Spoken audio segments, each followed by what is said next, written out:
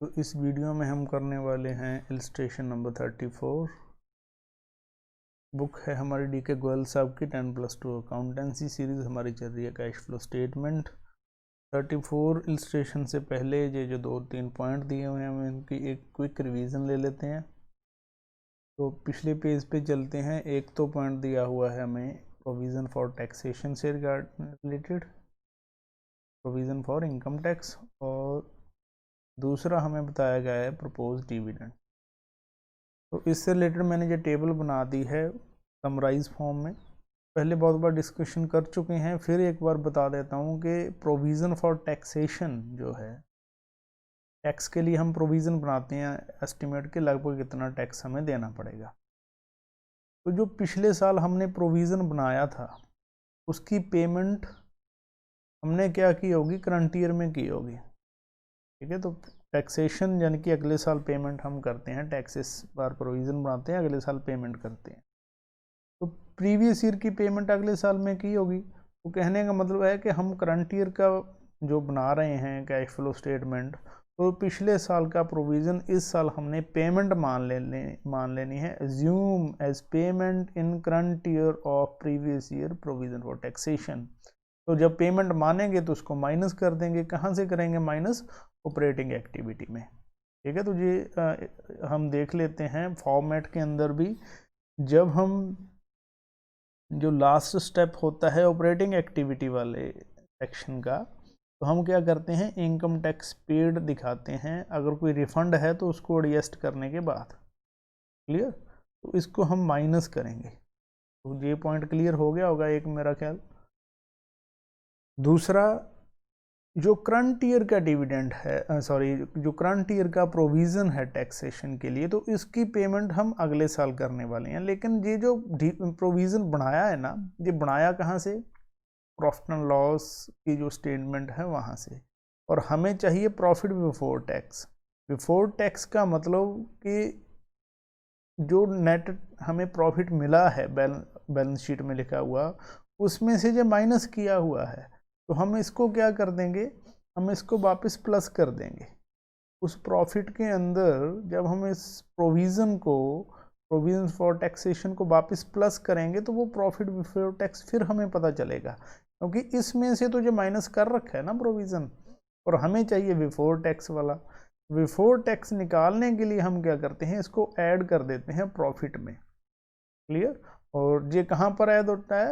ये जो working note लिखते हैं हम, वर्किंग नोट नंबर में, ये दिखा देता हूँ आपको फॉर्मेट के अंदर। पहले बहुत बार डिस्कशन वैसे कर चुके हैं हम। सॉरी जी, नेक्स्ट पेज डिलीट हो गया है किसी वजह से मुझसे। चलो, हमें पता ही है कि जो वर्किंग नोट है ना, वो जो कैश फ्लो स्टेटमेंट जब कंप्लीट हो जाता है तो नीचे हम लिखते हैं वर्किंग नोट नंबर 1। तो उसमें प्रॉफिट बिफोर टैक्स ही निकाला जाता है। तो इसमें जो करंट ईयर का प्रॉफिट आया, जितना भी profit during the current year, suppose करो 20,000 है, तो उसके अंदर हम ऐड क्या कर देंगे, प्रोविज़न फॉर टैक्सेशन हम ऐड कर देंगे जो भी करंट ईयर का है। सपोज करो 10,000 है, तो वो 30,000 हमारा क्या आएगा, प्रॉफिट बिफोर टैक्स। तो इस तरह से हम इस चीज़ की ट्रीटमेंट करेंगे। ये दोनों पॉइंट मेरा ख्याल क्लियर हो गए हैं आपके। उसके बाद हम करने वाले हैं नेक्स्ट प्रपोज डिविडेंड। तो प्रपोज डिविडेंड में क्या है कि जो इस साल डिविडेंड प्रपोज करेंगे ना, इस साल जो करंट ईयर में प्रपोज करेंगे उसकी पेमेंट नेक्स्ट ईयर में करनी है, और जो प्रीवियस ईयर में प्रपोज किया होगा उसकी पेमेंट करंट ईयर में करी होगी। यानी कि जो प्रीवियस ईयर का प्रपोज किया उसकी तो हम दिखाएंगे पेमेंट, और ये कौन सी एक्टिविटी है, फाइनेंसिंग एक्टिविटी है, तो फाइनेंसिंग एक्टिविटी में से माइनस कर देंगे। क्लियर? अच्छा, जो करंट ईयर का डिविडेंड है प्रपोज किया हुआ, तो जब नेक्स्ट ईयर शेयर होल्डर की मीटिंग होगी फिर वो इस चीज़ को एक्सेप्ट करेंगे, इस प्रपोजल को, जो डायरेक्टर प्रपोजल बनाते हैं, तो एक्सेप्ट करने के बाद ही इनकी पेमेंट हो सकती है। तो इसका मतलब इस साल में कोई इफेक्ट ही नहीं आने वाला, कोई इफेक्ट नहीं पड़ेगा, क्योंकि इसकी पेमेंट है वो नेक्स्ट ईयर में होने वाली है। इस साल तो सिर्फ प्रपोज किया है, इसको कंटीजेंट लाइबिलिटी में दिखाते हैं बैलेंस शीट में, और इंटरिम डिविडेंड की अगर बात करें तो इंटरिम डिविडेंड की पेमेंट सेम ईयर में ही, जिस साल ये डिक्लेयर किया तो 5 दिन के अंदर अंदर इसकी पेमेंट करनी होती है, तो पेमेंट सेम ईयर में करती हैं, तो इसका मतलब जो पिछले साल की पेमेंट तो पिछले साल कर दी होगी, तो इसका इफेक्ट नहीं आने वाला। अच्छा, जो इस साल का इंटरिम डिविडेंड है इसकी पेमेंट इसी साल की होगी, तो इसकी फिर पेमेंट दिखाएंगे, माइनस करेंगे कहाँ से, फाइनेंशियल एक्टिविटी। तो ये पॉइंट सारे मेरा ख्याल क्लियर हो गए होंगे, इससे उम्मीद करता हूँ मैं। टैक्सेशन से रिलेटेड और प्रपोज डिविडेंड या इंटरिम डिविडेंड भी मैंने साथ ही बता ही दिया आपको। इसमें तो खैर बुक में फ़िलहाल अकेला प्रपोज डिविडेंड ही लिखा हुआ है। तो इलस्ट्रेशन हम शुरू करने वाले हैं 34। तो ये जो टेबल है ये मैंने इंसर्ट कर दी, वर्किंग कैपिटल चेंज वाली भी, तो इस क्वेश्चन में ये काम आएगी हमारे। तो सबसे पहले बैलेंस शीट दी गई है एक्स लिमिटेड की, हमें कैश फ्लो स्टेटमेंट बनाना है। तो एक्टिव एंड लाइबिलिटी साइड में शेयर होल्डर फंड के जो ये पार्ट होते हैं, share capital, reserve and surplus, तो जो शेयर कैपिटल 2 लाख से 3 लाख हो गई है, तो इसका मतलब है कि इशू की है तो प्लस करेंगे 1 लाख रुपया कहाँ पर, फाइनेंसिंग एक्टिविटी में। क्लियर। रिजर्व एंड सरप्लस ये हमारा 30,000 से कितना हो गया, 80,000 रुपया, तो इसका मतलब 50,000 जो है वो प्रॉफिट है हमारा इस साल का। लेकिन ये जो प्रॉफिट है ये बिल्कुल लास्ट वाला प्रॉफिट है, हमें कौन सा चाहिए, प्रॉफिट बिफोर टैक्स। इस 50,000 के अंदर कुछ एडजस्टमेंट होंगी, अगर टैक्सेशन का प्रोविज़न है करंट ईयर का वो प्लस करेंगे, अगर कुछ रिजर्व में ट्रांसफ़र हुआ है वो प्लस करेंगे। ठीक है। तो अगर कोई प्रपोज डिविडेंड है प्रीवियस ईयर का वो भी प्लस करेंगे, करंट ईयर वाला नहीं करेंगे। अगर कोई इंटरिम डिविडेंड है करंट ईयर का वो प्लस कर देंगे। तो ये सारी चीज़ें इसमें ऐड होने वाली हैं। तो आगे चल के हम देखते हैं, अगर कुछ चीज़ होगी तो हम ऐड कर देंगे, अदरवाइज़ ये 50,000 को ही प्रॉफिट बिफोर टैक्स मान लेंगे। उसके बाद है लॉन्ग टर्म ब्रोइंग। लॉन्ग टर्म ब्रोइंग की डिटेल 1 नंबर में दी हुई है तो वहीं देखेंगे। शॉर्ट टर्म ब्रोइंग की डिटेल 2 नंबर में दी हुई है, वहीं देखेंगे। ट्रेड पेबल्स 96,000 से 1.5 लाख हो गए हैं, तो इंक्रीज़ हुई है करंट लाइबिलिटी। जब इंक्रीज़ होती है तो हम क्या करते हैं, प्लस करते हैं। तो ये प्लस हो जाएगा कितना, 54,000। तो ये हम साथ के साथ देख ही लेते हैं। तो ये नेक्स्ट पेज पे सोल्यूशन है, increase in current liability working capital change वाले में। ठीक है, ये जो सेक्शन है ना, ऑपरेटिंग प्रॉफिट हम पहले कैलकुलेट करेंगे बिफोर वर्किंग कैपिटल चेंज, उसके अंदर हम ऐड कर देंगे जी 54,000 increase in current liability as tax payables, ये प्लस हो गया। नेक्स्ट हम पढ़ते हैं वापस उसी पेज पे जाके स्टेटमेंट का अगला point, short term provision for taxation. पिछले साल 12,000 था, इस साल 15,000 है, तो पिछले साल वाले प्रोविज़न को हम मानेंगे पेमेंट। तो ये 12,000 तो माइनस होगा, और कहाँ होगा, ऑपरेटिंग प्रॉफिट में बिल्कुल लास्ट स्टेप होगा जी। और 15,000 रुपया ऐड कर देंगे प्रॉफिट बिफोर टैक्स निकालते हुए। तो ये जो ऊपर वाला 50,000 हमने निकाला प्रॉफिट, इसमें ये वाला 15,000 हम ऐड करने वाले हैं, करंट ईयर का प्रोविज़न। ठीक है, तो ये हम बुक के अंदर ही देख लेते हैं, नेक्स्ट पेज पे सॉल्यूशन में दिया होगा। तो प्रॉफिट ऑफ द ईयर कितना आया, 50,000 रुपये, क्लोजिंग में से ओपनिंग माइनस किया, और उस 50,000 में ये 15,000 रुपये क्या आ गया, provision for tax made during the year. Clear. उसके बाद नेक्स्ट पेज फिर देखते हैं, नेक्स्ट पॉइंट स्टेटमेंट का, सॉरी मैं पेज डिलीट ही कर देता हूँ एक बार, कंफ्यूजन क्रिएट कर रहा है। उसके बाद ये हमारा हो गया है non current asset, 3 number detail दी हुई है फिक्स एसेट की। और करंट एसेट में करंट इन्वेंट्री जो है, तो ये क्या है, ये मार्केटेबल सिक्योरिटी होती है करंट एसेट इन्वेस्टमेंट का मतलब। ये कहाँ लिखेंगे, कैश इक्विवेलेंट में। तो ये तो ओपनिंग बैलेंस ऐड करेंगे, क्लोजिंग के बराबर आ जाएगा, वो वाली आइटम है। उसके बाद है इन्वेंट्री 60 से 90 हो गई है, तो इंक्रीज़ हुई है इन्वेंट्री। इंक्रीज हुआ जब करंट एसेट तो हम क्या करेंगे, माइनस कर देंगे इस चीज़। तो ये वर्किंग कैपिटल सेक्शन में माइनस हो जाएगा, सोल्यूशन में देख लेते हैं, ये हो जाएगा minus inventory, increase in current asset, तो ये लेस हो गया 30,000। वापिस आते हैं स्टेटमेंट पर। इन्वेंट्री के बाद हमारा टॉपिक आ गया ट्रेड रिसीवेबल्स। ये 65,000 से 92,000 हो गए। तो ट्रेड रिसीवेबल हमारा करंट एसेट है, ठीक। तो करंट एसेट इंक्रीज हुआ तो हम क्या करने वाले हैं, इसको भी माइनस करने वाले हैं। कितना माइनस हो जाएगा, ये हो गया 65 से 95, सीधा हो गया 30, और 32,000 रुपये माइनस होने वाला है। स्टेटमेंट में देखते हैं चल के, 32,000 वर्किंग कैपिटल सेक्शन में ये माइनस हो गया trade receivable increase in current asset के कारण। Next point, cash and cash balance, ये भी हमारा क्या है, कैश इक्विवेलेंट के अंदर आ जाएगा, ठीक है। ये तो है ही कैश, तो ओपनिंग ऐड करके क्लोजिंग के बराबर लिखेंगे। वर्किंग कैपिटल में ये नहीं आने वाला।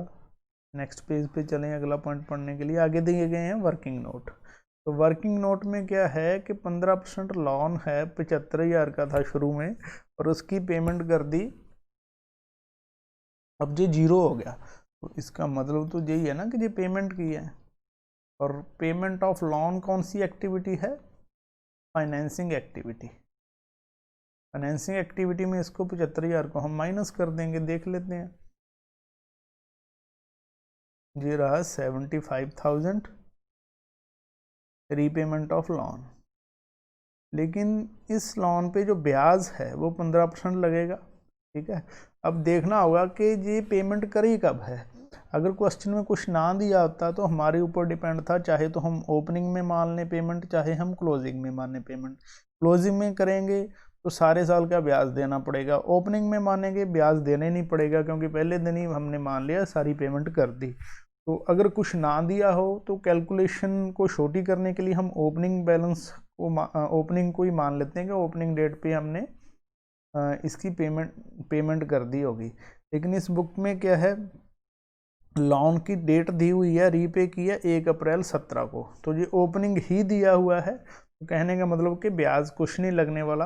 अच्छा, अगर कोई सपोज करो 6 महीने बाद दी होती तारीख तो 6 महीने का ब्याज लग जाता, और अगर सारे साल के बाद की पेमेंट की होती तो पूरे साल का ब्याज लग जाता। तो ये आपने कंफ्यूज नहीं होना, जैसा क्वेश्चन है उसी तरह से हमने ट्रीटमेंट करनी है।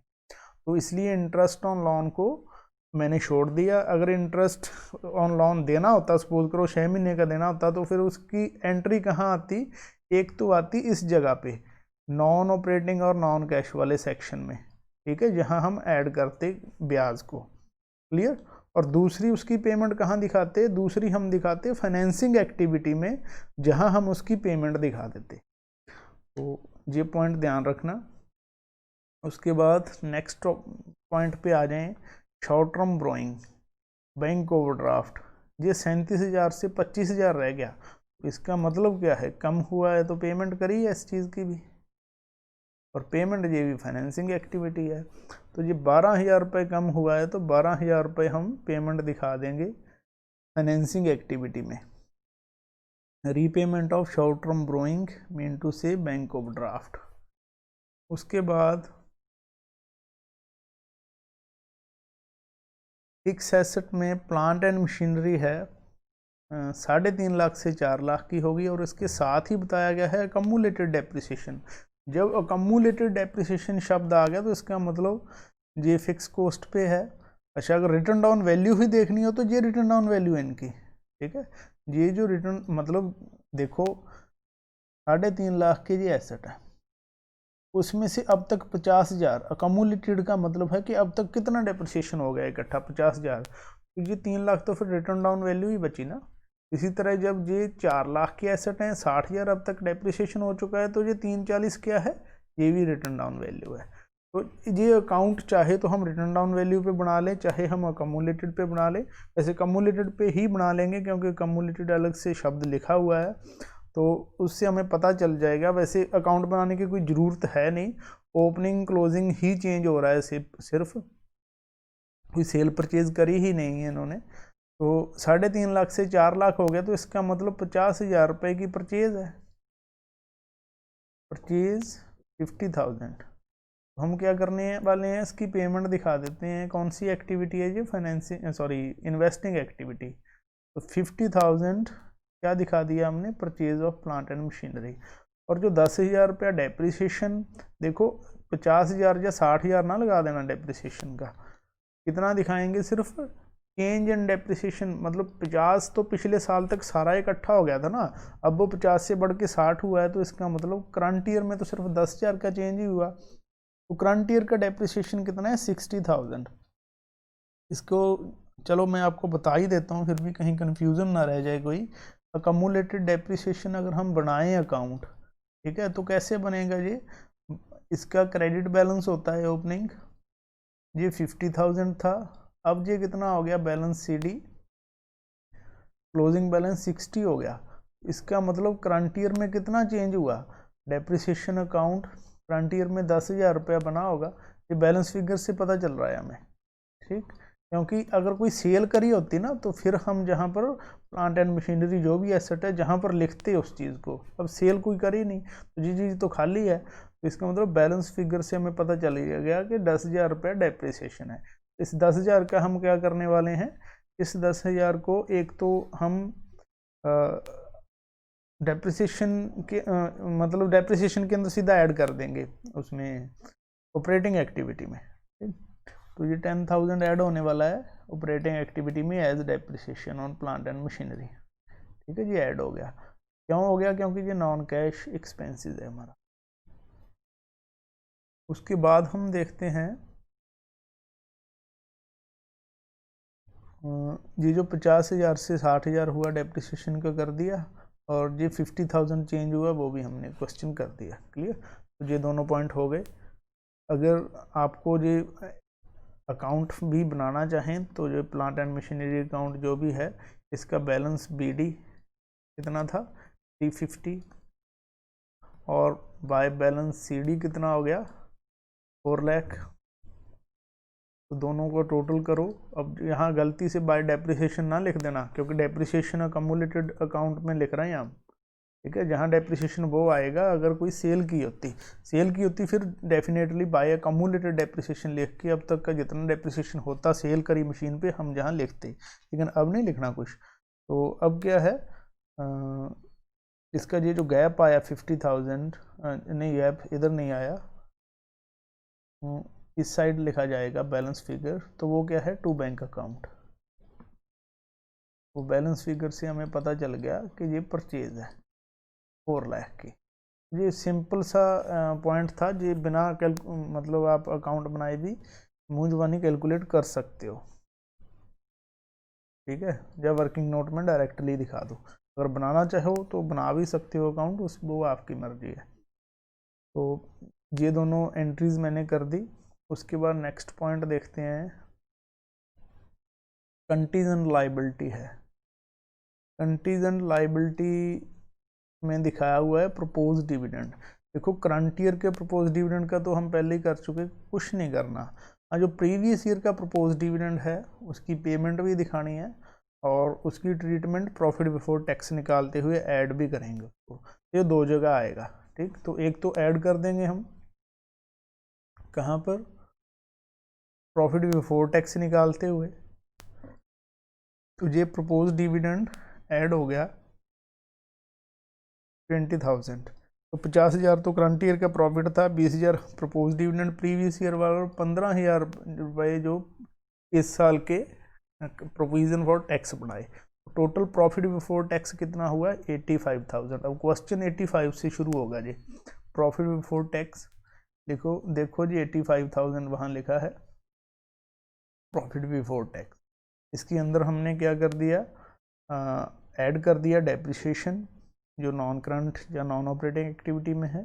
अगर इनकम होती नॉन करंट या नॉन ऑपरेटिंग उसको माइनस करते। जी प्रॉफिट ऑपरेटिंग प्रॉफिट आ गया बिफोर वर्किंग कैपिटल चेंज 95,000। इसमें वर्किंग कैपिटल का प्लस माइनस कर दिया, वो हमने टेबल देख के कर लिया कि किस तरह से प्लस माइनस करेंगे। पेमेंट ऑफ टैक्सेशन, ये प्रीवियस ईयर की पेमेंट होती है, ठीक है। तो ये कहाँ पर थी, पेमेंट ऑफ टैक्सेशन, मेरे ख्याल बैलेंस शीट में लिखा हुआ था,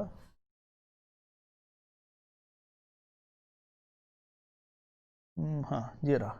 तो ये हमने क्या कहा था कि ये 12,000 रुपये प्रीवियस वाले को पेमेंट मानेंगे और इस 15,000 को हम ऐड करेंगे। तो देखो इस 15,000 को ऐड हम कर ही आए बिल्कुल लास्ट में, बार बार दिखा रहा हूँ आपको ताकि कोई कन्फ्यूज़न ना रह जाए। Provision for taxation of current year add करेंगे कहाँ पर, प्रॉफिट बिफोर टैक्स निकालते हुए वर्किंग नोट में, क्लियर।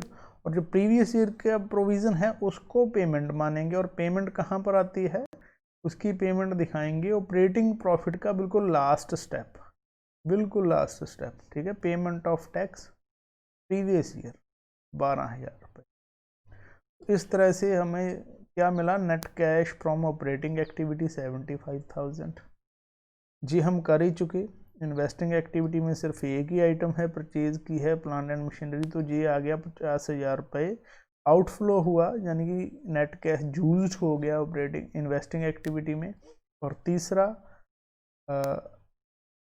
फाइनेंसिंग एक्टिविटी, ये 1,00,000 रुपये तो simple issue of share capital थी, आपको दोबारा स्टेटमेंट में दिखा देता हूँ। इशू ऑफ शेयर कैपिटल ये हमने कैलकुलेट की थी। फाइनेंसिंग एक्टिविटी भी 1,00,000 रुपये लिखेंगे, तो ये हमने जहाँ पर लिख दिया। और repayment of loan 75,000, payment of short term borrowing ये पहले डिस्कशन हम कर चुके हैं।